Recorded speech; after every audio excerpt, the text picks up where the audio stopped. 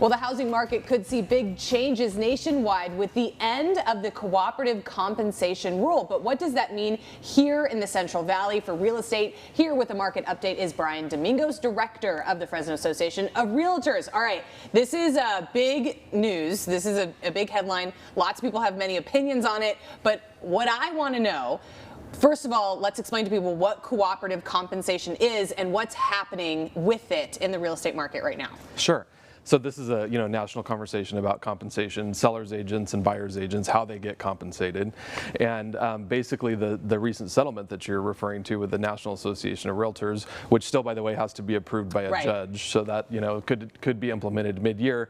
Basically, just says that compensation for buyers agents is going to be removed potentially from the MLS. Right. So when a seller goes and their house is listed on the MLS, typically, traditionally, that price includes compensation and a commission for the seller and the buyer. The buyer's agent, right. And so the seller has typically always covered the buyer's compensation, their commission. And now that just opens up the floor for a conversation between everybody involved, how you will compensate that buyer's agent. Right.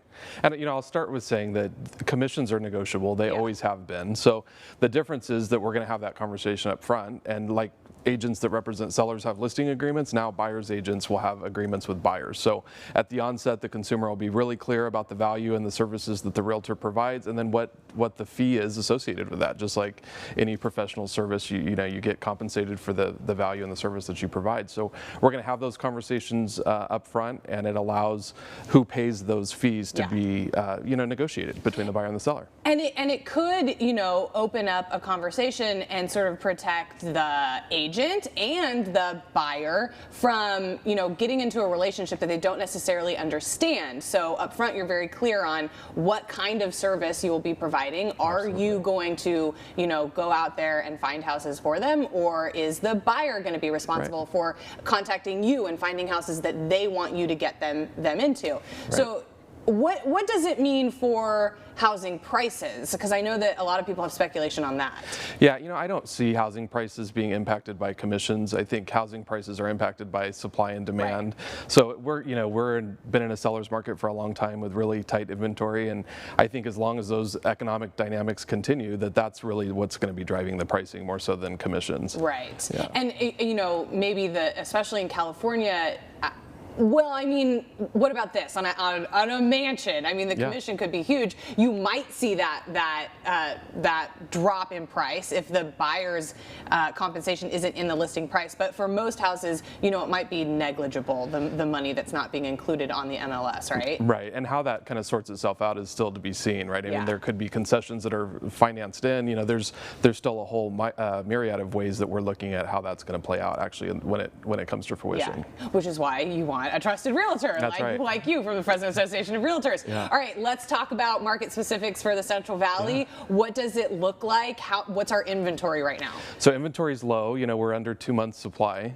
The good news is in 2024 we've seen a 16% increase in the number of transactions, which is great. So we started off on a good foot. We're going into the busy spring, summer home buying season. So if you're a seller and you're kind of on the fence, it's a good time to reach out to a realtor and really consider putting your house on the market sooner than later. How long are houses staying on the market? Just under a month. So, we're seeing in Fresno County just under a month. If you're in a really tight inventory neighborhood where the turnover is really low and your house is move-in ready, and then it's going to sell faster than that. Yeah. So it just kind of depends on the area, but on average we're about a month. Okay, that's not that long. It's not that long.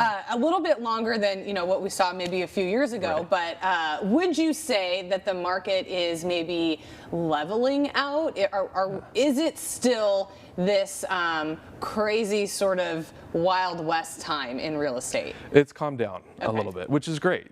Buyers have some time to think about properties, explore their options, go out and look at different neighborhoods and locations and amenities, and then think about it, talk about it a little bit, talk to their lender, see what their payment's going to be, and then make a decision. I think one thing for people that sort of gives them a little insight is what's the list price for houses right now, and then typically what are they actually being sold for? Yeah, the list to sale price ratio. So we're still in the high 90s. Okay. 97, 98%. Yeah, that's high. Yeah. So, for sellers, that's great. This shows that the market's strong, the demand is there, and even with rates, which typically has the biggest impact on consumer buyer demand because of their affordability is tied to that, but we're still seeing buyers are adjusting now to the new rate environment and getting back out there and buying houses. And it's an election year, so we might see those rates, become a little more favorable. Yeah. All right, if we're looking for a trusted realtor because that's how you will get the property that you love the most, how can we find a realtor with the Fresno Association of Realtors? Yeah, FresnoRealtors.com is our website. Okay, perfect. Brian Domingos, thank you so much from the Fresno Association of Realtors. Thank you. Thank you.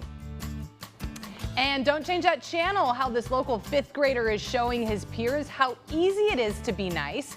We introduce you to this outstanding character. Plus, a dual immersion teacher has been hard at work this year, helping her class master 2 languages. Stay tuned for this week's Educator of the Week.